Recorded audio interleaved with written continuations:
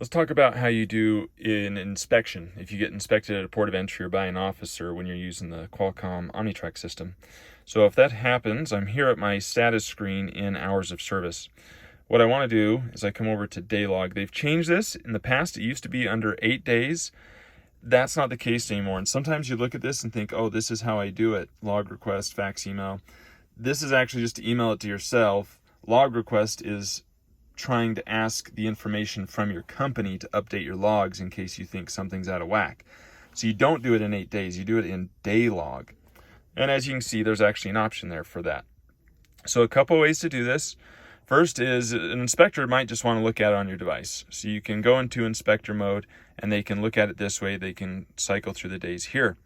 The most common way that people want to do it, though, is they want to use the eRods or the email system. So in order to do that, you of course tap on eRods, and it'll give this little message saying this will send it to an officer. And the two options here, over here on the left, you see I have web services or email. Web services is if an officer says, hey, I want you to give this to my officer number. You tap on web services.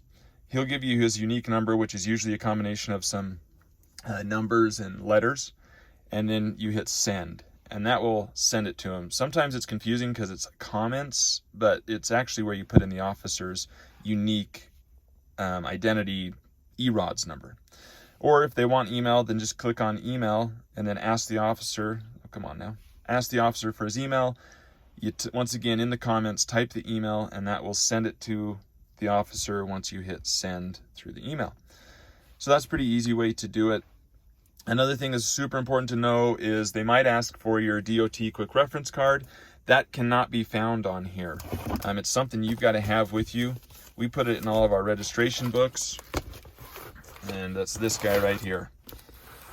That's what tells the officer, here's how you operate this. It's a 2-page document.